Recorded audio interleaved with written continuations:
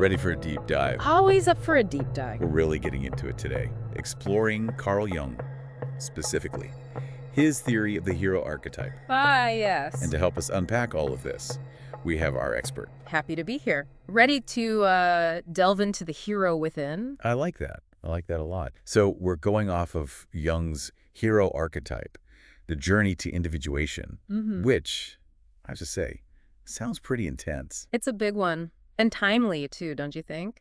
This idea of the hero's journey, it's everywhere right now. But Jung, he was really onto something. He believed that these archetypes, like this hero, they're not just stories we tell ourselves. Right. They're patterns, hardwired into us. They pop up in our myths, our dreams, even those dreams you can never quite remember. You know, it's interesting to me, though. When most people hear hero, they think Hercules, right? Or Sure. be some other larger-than-life figure.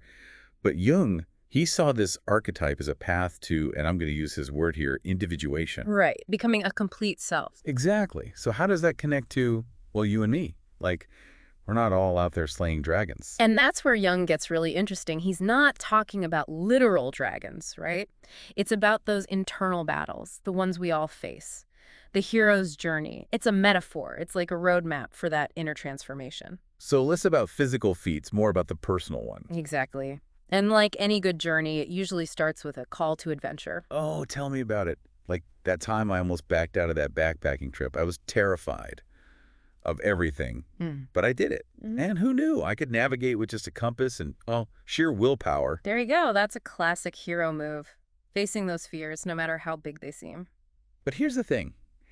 It's not just about surviving the experience. Right. It's about what you learn, how you change because of it.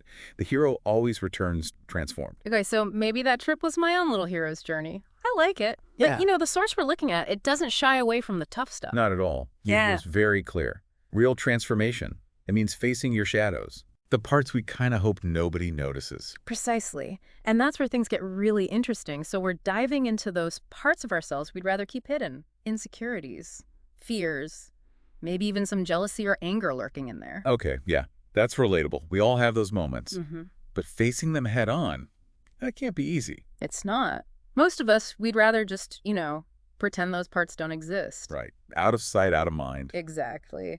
But Jung, he saw it differently. He said neglecting our shadow. It's like ignoring a ticking time bomb. It might seem harmless in the shadows, but eventually it's going to demand attention. And I'm guessing it's not going to be pretty.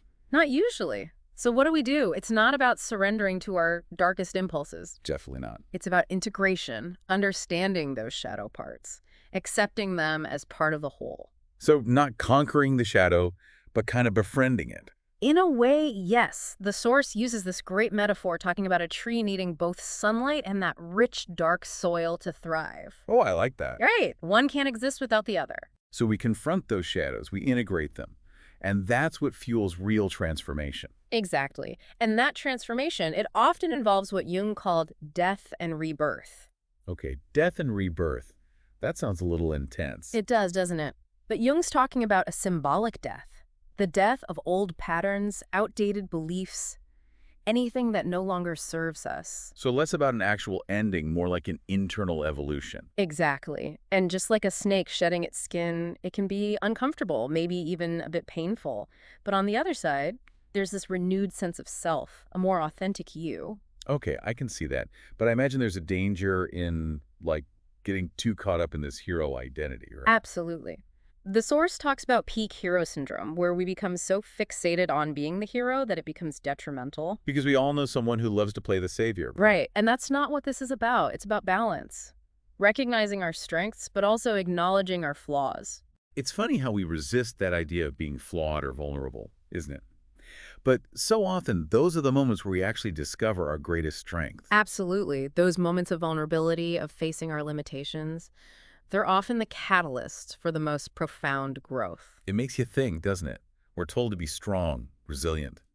But those moments when we let ourselves be vulnerable, those are the moments that really connect us. It's true. Strength from vulnerability. And that's a key part of the hero's journey, too. It's not about going it alone. It's about recognizing our shared humanity, that we're all connected. So how do we actually apply all of this? Because most of us aren't, battling mythical creatures every day.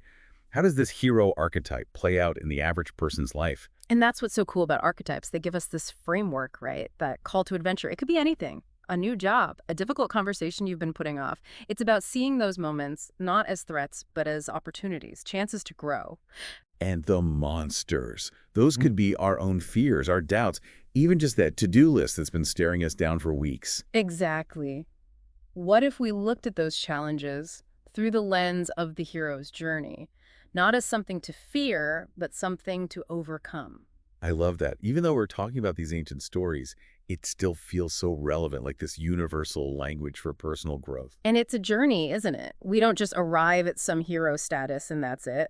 There are always new challenges, new opportunities to step into that potential. Okay, that's kind of exciting, but also a little daunting, knowing there's always another call to adventure right around the corner. Maybe a little, but remember, you don't have to be fearless to be a hero.